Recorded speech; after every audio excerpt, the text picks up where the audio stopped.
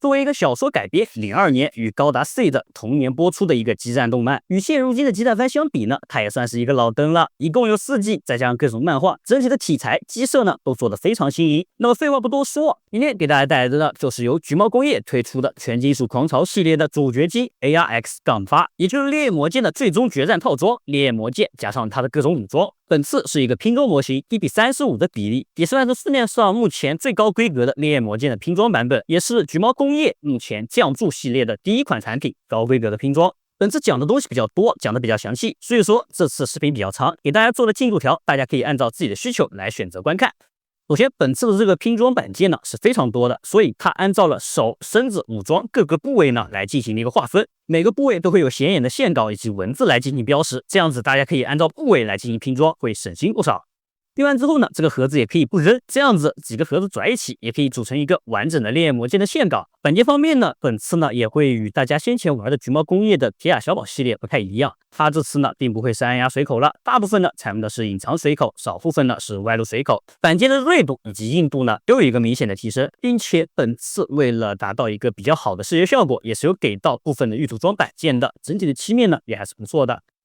咱们按照说明书来拼装呢，是可以优先组出来一套完整的骨架的。骨架的结构方面呢，是类似于 PGU 的那种，但是没有嵌套那么多层。身体的各处呢，都能通过这个镂空看到内部的液压感造型以及各种线缆的造型细节。同时，在外部造型的嵌套呢，也有给到各种预涂装来进行点缀。因为它是一个完整的骨架，所以说在这个阶段，咱们已经能玩到本体具备的一些小联动效果。整体的骨架细节做的都是比较不错的。比较可惜，原著中的电子肌肉束这一设定呢，没有还原。但是呢，也是可以理解的，毕竟这种黑科技想要还原在模型上面确实比较困难。那么这套骨架的表现，大家觉得怎么样呢？接着咱们就来看一下完全体，也就是外甲装上去之后的整体效果了。首先咱们来看一下造型啊，烈焰魔剑整体呢采用了红白2个主色搭配红色进行一个点缀，红白的外甲呢也有通过灰色、深红色来进行色差分色，增加整体的一个质感。整个外甲呢并没有特别复杂的刻线，加上本次身体的各处呢都需要报甲，所以在身体的各处呢都存在真实的机械缝，这样子整个外甲呢并不会显得很素，反而会有一定的细节量。当然，大家如果觉得素的话，也可以选择贴一下水贴。本次呢有附带水贴跟胶贴2种，大家可以自行选择啊。如果不喜欢贴水贴呢，就可以贴胶贴。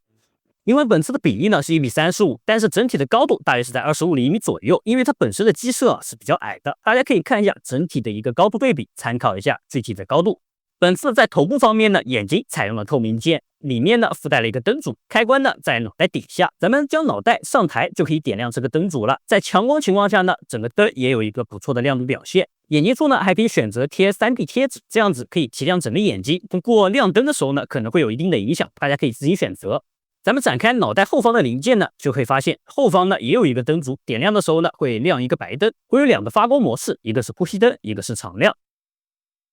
烈焰魔剑经典的3人锁呢也不能少，给了一个珠光漆加渐变的一个效果，同时后方这个灯呢有一个导光效果，整体亮起来还是比较好看的。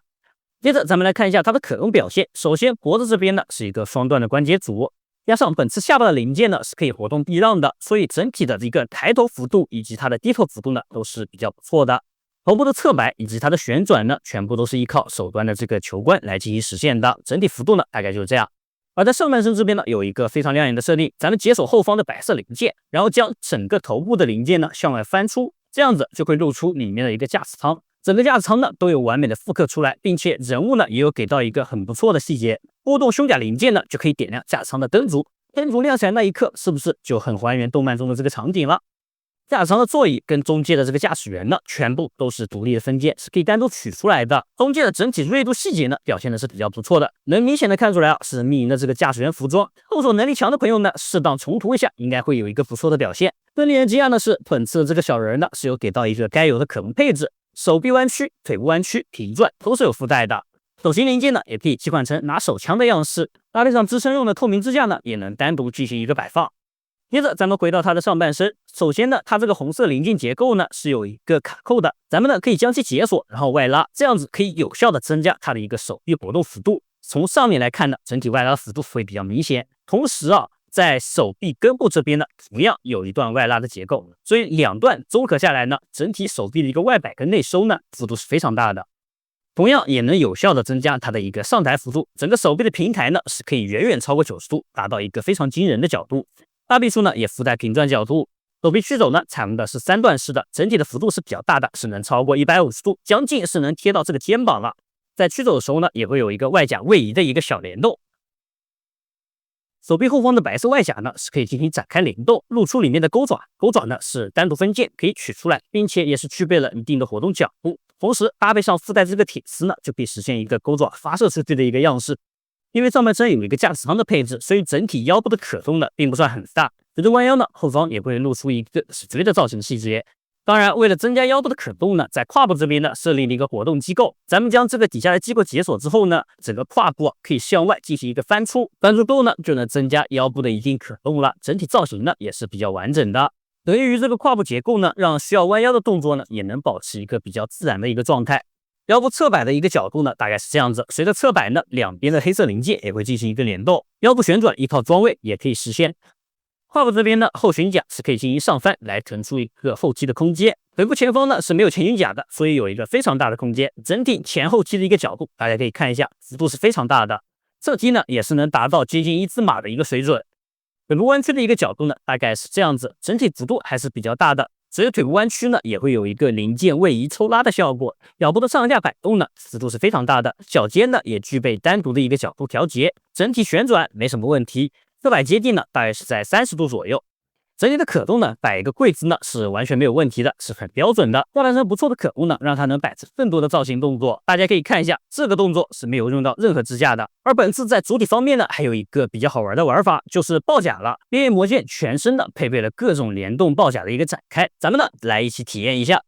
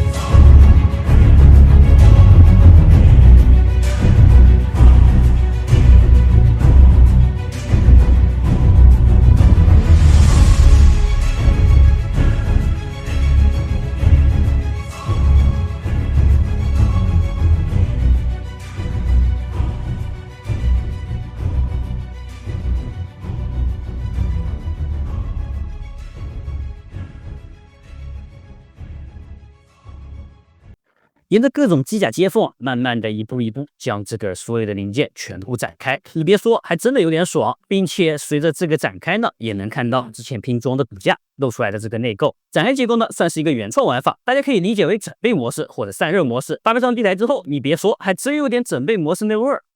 接着呢，咱们来看一下它的武装部分。因为是最终决战的规格，所以在原著中出现的武装呢，基本都给包含到了，东西非常的多，咱们一个一个来。首先呢是2个近战武器，一个是反坦克匕首，以及动漫中出现过的 GRAW-4，也就是单分子切割匕首。通过握持手型呢，可以安装在手上，摆出一些近战格斗的动作。在动漫中呢，这个匕首呢是有一个变形收纳的玩法，所以本次在这个实物中呢，也是可以进行一个变形收纳。通过滑槽翻转的一个结构呢，可以将匕首变形。在膝盖处呢是有一个对应的安装孔位，咱们将这个零件安装进去，这样呢，咱们就可以实现膝盖搭载武器的一个样式了。接着呢，还有烈焰魔剑的神器妖精之羽，外观上呢采用了红跟深红的色差分色，旁边呢有白色进行一个点缀，两边呢是有一个齿轮展开的一个联动玩法，露出里面的一个金色内构，拉开底部零件就可以实现展开的一个样式。下方会有一个银色的内构零件，而在上方呢会露出金色的内构零件，同时呢这也是妖精之羽发动能力的一个样子。给大家解释一下，妖精之羽的能力呢，就是可以让对方的羊肉系统失效。羊肉系统呢，就类似于一个暗寻思之力，可以将驾驶者的信念呢形成一个立场。这个立场呢，类似于 AT 立场，它可以形成护盾，或者让你的机甲变得更加灵活。所以这也是我说全金属狂潮跟其他的激战番不同的点。第4把武器呢是霰弹炮，其实就是大口径的霰弹枪。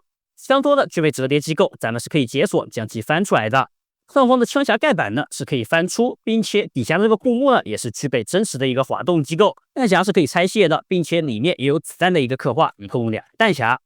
第5个武器就是一个突击步枪。突击步枪的这个枪托呢具备折叠机构，可以进行一个折叠的收纳。上方的盖板呢也是可以进行一个翻折，弹匣同样是可以拆成，里面也有子弹的一个刻画。第6个武器则是双持的加特林机关炮。重型武器哪个男孩子不爱呢？两边的加特林呢都有一个隐藏式的关节，拉出之后呢就可以有一个比较大的角度活动了。翻出握把呢就可以实现手型的一个握持。加特林的底部呢有一个接口，咱们将其翻出，步枪上方的盖板翻出，露出里面的孔洞，这样子呢就可以将步枪安装在加特林底下，实现武装搭载的样式。最后一把武器，多用途爆破榴弹炮，也是第4季动漫中的名场面。使用这把武器造成了一个巨大杀伤，165mm 的口径，30千米的一个射程，大家可以想象一下这个武器的一个概念。双弹匣的配置，弹匣可以拆卸，2个弹匣的子弹呢会有一些不同，一个是有弹头的，一个是没有弹头的，大家可以看一下。并且本次的这个子弹呢，它并不是一个装饰，这个子弹是单独的分件，弹匣呢也是有弹簧机构的，是可以真实的压弹压进去的。在枪身这边呢，它实际上是有一个上膛的结构，在这边有一个多出来的小零件，波动一下呢，大家就可以看到这个零件是可以随着波动来进行一个推动的。枪的右侧呢还会有一个开口，所以咱们只要装上没有弹头的弹匣，然后抽拉左边的零件，就可以实现一个退弹的过程。整个退弹呢还是比较丝滑的，这个玩法上一次玩到还是一个成品上，这次能在拼装上玩到也是比较意外的。而作为设定中的这个加长炮管呢，本次也是有附带的。安装上去的整体效果呢就是这样子，非常长一个，并且在左边呢也会有一个握持的握把，这样呢就可以还原剧中单支跪地发射榴弹炮的名场面。GAB 辅助皮的这个榴弹炮的这个设定呢，在模型上也是有体现出来的。当然，这个榴弹炮的话也是具备活动关节的，可以将其翻折，然后进行一个卡扣卡住，这样子呢就可以实现一个折叠的收纳状态。而各个枪械呢，也可以通过身体上的孔洞以及连接实现不同的搭载方式。当然了，是不止我展现的这几种的，大家可以随自己的喜好来进行调整。最后一个武装呢，这是一个大背包，它实际上是一个飞行器啊，在设定中呢是由2台作战器临时组装而成的，让烈焰魔剑的本体具备飞行能力。因为是最终决战临时组建出来的一次性产品，所以在外观方面呢，大家能发现跟烈焰魔剑完全不同，大量的机械刻线，再加上色差分色，让整体的军工机械服非常浓厚。这整体看起来啊，我都觉得它是一个军模了。在机的2侧呢，都设有了6枚独立分件的对 AS 导弹，底下这边的这个机翼呢，也是可以调整角度的。右侧底部这边呢，还有一个连接的一个滑槽，这个是可以连接武器的，比如咱们这样子就可以将折叠后的这个榴弹炮直接搭载上去。2侧的机翼呢，也配备了转轴，所以说都是具备一定的角度调节的。后方的活动板呢，也是有真实还原上下调整的一个结构。当然，这个飞行器啊，并不只是一个外表的空壳，它的内部呢是有一个完整的骨架。比如，咱们可以打开引擎盖的盖板，露出里面的一个完整引擎造型。这个引擎呢，并不只是一个装饰，里面采用了卡榫连接，咱们是可以将其单独取下来进行一个把玩。引擎的造型细节呢也没有少，通过浮雕线缆再加上预涂装的分件，来形成了一个比较不错的一个观感。最有意思呢是后方这个涡轮喷口啊，周围的这一圈零件全部是单独的分件，是可以一个一个逐个展开的。正常的话，一般这个地方都是采用替换件的，这边的话是单独的分件，比较可惜没有做到一个联动效果。如果能一键联动展开，那我觉得会更好看。在看不到的地方呢，内部也全部都是有一些附加的造型细节，同时呢，在飞行器上也具备了一定的展开玩法，咱们一起来看一下。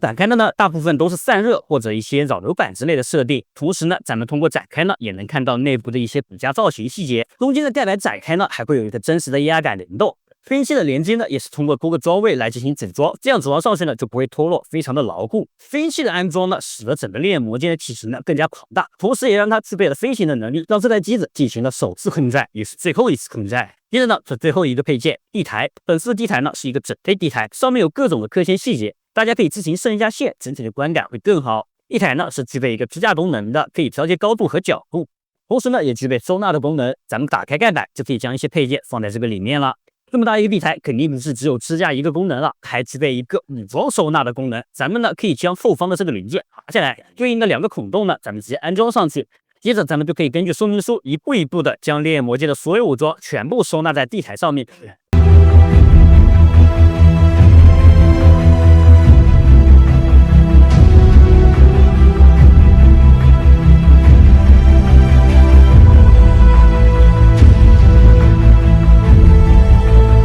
咱们先前展示的那么多武器，全部都有对应的位置，可以完美的进行收纳，包括那个巨大的飞行背包，全部都是可以收纳进去的。这个地台呢，也算是目前市面上的烈焰魔剑里面地台做的最完善的一款。搭配上本次烈焰魔剑的爆甲玩法呢，就可以还原出一个整备状态的样式。最后呢，咱们来做一个总结。作为橘猫工业的第一款高规格产品，本次的量是非常大的。我这边呢，算拼装加水贴的时间呢，也是陆陆续续搞了好几天，组合度、说明书指引呢都没什么问题，整体拼下来的体验感是非常满足的。真的是原设定里面该有的东西呢，全部都给到你了。搭配上地台呢，也是一个百规的好选择。如果你喜欢全金属狂潮的话，那么本款应该是你目前能买到的最好的拼装以及最大的一个版本。当然，没有看过全金属狂潮的呢，喜欢这个造型和玩法的话，选择它也没什么问题。如果可以的话，也可以去看一下动漫或者漫画，整体的剧情以及机设呢都是非常有意思。橘猫烈焰魔剑都端出来了，不知道强弩会不会出呢？好的，那么以上就是本次视频的全部内容了。如果大家对这款模型有什么问题呢，也可以在评论区里面讨论一下。咱们下期再见了。